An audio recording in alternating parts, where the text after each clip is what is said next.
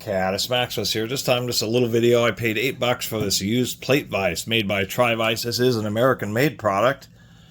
It is just a stamped piece of steel. I think it's alloy. I think it's a little bit stronger than what might be mild steel. These things still get a little bit bent, and there's two different styles of these. There's a few different brands. I think Timberlock is another brand.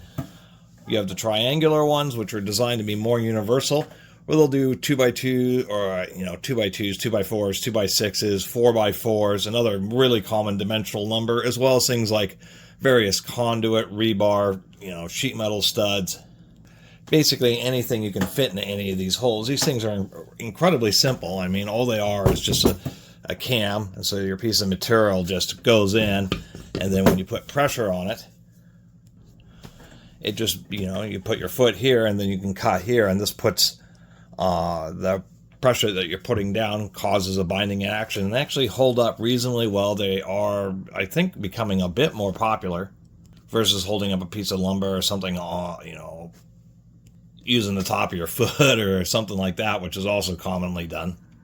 But just as a simple way to lift the material a little bit off the ground so you can have easy access and a little bit safer access to making your cut. And so obviously like this section here for the 4x4 is the most likely to get bent, but they're generally pretty tough, and at least you can bend them back.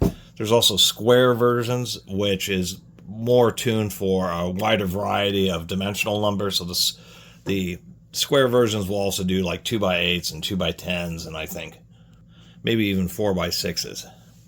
Not entirely sure, but the triangular one is just the most common. So you can, any kind of material that you can put through here, these will work on. So they're handy once again for rebar and conduit and that type of stuff. But if you just have something around, you just want to make a simple cut, even if the object doesn't quite fit.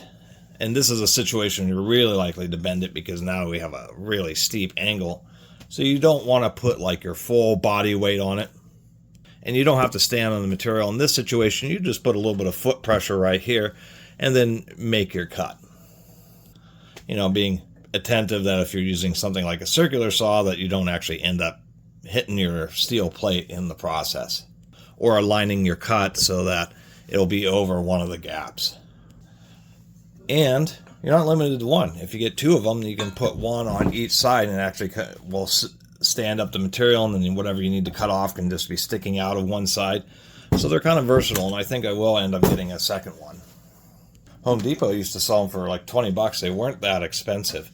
So one of the other things that they really make a difference on is, even for me, doing my simple reviews, is when I do like reciprocating saw reviews, one of the issues is even if I'm standing with both feet, trying to stand on particularly a small piece of material and use a recip saw, it really, because of the back and forth action, really wants to shift the material aggressively. It's really difficult. Circular saws are operating in one continuous motion, so they're much easier to cut materials that actually aren't as well secured, which is a little counterintuitive because you do have the danger of that saw blade binding and jamming and wanting to kick back.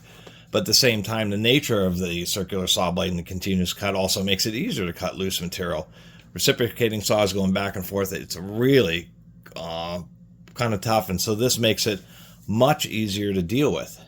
Not only are you adding some mass via it being captured in a multi-pound metal plate, but then, of course, now you have this really wide base, which just helps give it a little bit more traction, so the material won't bounce back and forth as much.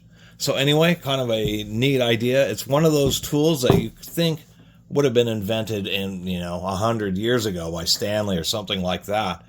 But oddly enough, it's a relatively, I mean, within the last few decades. I think the first of these may have come out in the 80s or the 90s. I'm not entirely sure. It's kind of hard to determine the exact origin of these style of work holding. But they're cheap, they're durable, they're compact. They're not something you really want to carry around because even with all these cutouts, it's pretty heavy. But they are certainly pretty versatile, whether you have a single one or two of them. It's a simple and easy to use form of work holding that doesn't require you to actually have a vise that you're screwing down and clamping, and it just provides just an easy way to lift material up off the the floor. They did put some silk screening on it. I guess it's not a big deal that you have silk screening because you're just going to use whatever cutout is the closest for whatever you're working with.